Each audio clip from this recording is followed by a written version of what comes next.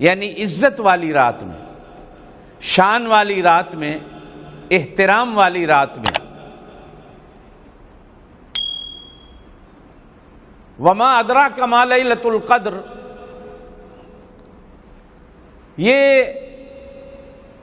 ایک انداز ہے دلچسپ قرآن پاک کا کہ کسی واقعے کی حقیقت کو جب کسی سامع کے دل میں اللہ اتارنا چاہے کہ یہ بخوبی اس سے واقف ہو جائے، تو اللہ پاک ان الفاظ کو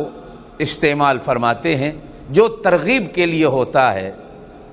جو توجہ دلانے کے لیے ہوتا ہے۔ وما ادراک ما لیلۃ القدر، تو نہیں جانتا وہ قدر والی رات، وہ شان والی رات، وہ احترام والی رات کیا ہے؟ وہ ایک رات 1000 مہینے کی عبادت سے افضل ہے۔ شان نزول کے بارے میں بھی علماء مفسرین نے لکھا ہے کہ جناب نبی کریم علیہ الصلوۃ والسلام مسجد نبی میں تشریف فرما تھے تو صحابہ کرام رضوان اللہ المجمعین کے سامنے بنی اسرائیل کے زمانے کے ایک مجاہد کا ذکر فرمایا اور فرمایا 80 سال تک وہ ہتھیاروں سے لیس رہا، حتیٰ کہ سوتے وقت بھی اس نے کبھی ہتھیار نہیں اتارے۔ 80 سال تک وہ جہاد میں مصروف رہا۔ صحابہ کرام رضوان اللہ المجمعین 80 سال کی اس بات کو سن کر حیران ہوئے کہ ایک آدمی 80 سال تک مستقل رات دن شب و روز جہاد کی زندگی میں مصروف عمل رہا۔ یا بعض مفسرین نے لکھا ہے کہ جناب نبی کریم علیہ الصلوۃ والسلام نے بنی اسرائیل کے ایک متقی کا، ایک پارسا کا، ایک نیک آدمی کا صحابہ کرام کے سامنے قصہ بیان فرمایا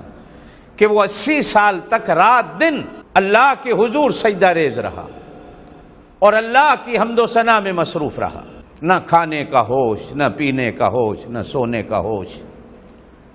نہ خوشیاں نہ غمیاں، بس اسی ایک کام میں 80 سال تک لگا رہا۔ صحابہ کرام رضوان اللہ المجمعین اس بات کو بھی سن کر حیران ہوئے، اور بعض مفسرین نے لکھا ہے کہ جناب نبی کریم علیہ الصلوۃ والسلام نے بنی اسرائیل کے 4 نبیوں کا ذکر فرمایا، حضرت زکریا علیہ الصلوۃ والسلام، حضرت ایوب علیہ الصلوۃ والسلام، حضرت حزقیل علیہ الصلوۃ والسلام، حضرت یوشع علیہ الصلوۃ والسلام، کہ یہ 4 نبی 80 سال تک جہاد میں مصروف رہے۔ مختلف روایات ملتی ہیں۔ صحابہ کرام رضوان اللہ علیہم اجمعین نے عرض کیا، یا رسول اللہ صلی اللہ علیہ وسلم، ہماری تو عمریں بھی بہت تھوڑی، ہماری تو مصروفیات بھی ان سے زیادہ ہو گئی، ہمارے پاس تو طاقتیں اور قوتیں بھی وہ نہیں رہی۔ تو اس کا مطلب یہ ہوگا کہ قیامت والے دن پرانے نبیوں کی امتوں میں سے کچھ لوگ ہم سے بھی زیادہ درجے پا جائیں گے، اس لیے کہ ان کی 80 سال تک کی عمر پوری کی پوری عبادت میں گزری۔ ہماری تو یا رسول اللہ صلی اللہ علیہ وسلم تجارت میں بھی گزرتی ہے، کھیتی باڑی میں بھی گزرتی ہے، بچوں کے لیے روزی کمانے میں بھی گزرتی ہے، شادی بیاہوں میں بھی گزرتی ہے، سفر میں بھی گزرتی ہے۔ تو اس کا مطلب یہ ہے، ویسے تو قرآن کہتا ہے، آپ نے بھی کئی بار فرمایا ہے کہ آپ کی امت قیامت والے دن ساری امتوں سے افضل ہوگی، تو اگر یہ امتیں ہم سے بڑھ گئی تو کیا ہوگا؟ بس صحابہ کرام رضوان اللہ اجمعین چونکہ نیکیوں کے متمنی ہر وقت تلاشی رہتے تھے، اتنے میں جبرائیل امین نے آپ صلی اللہ علیہ وسلم کو آ کر یہ وحی سنائی، یہ سورت دی اور فرمایا اپنی امت سے کہہ دو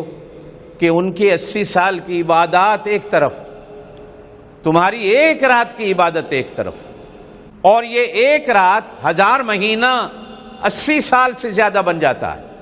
لیکن یہ بھی جملہ یاد رکھو کہ خیر من 1000 شہر،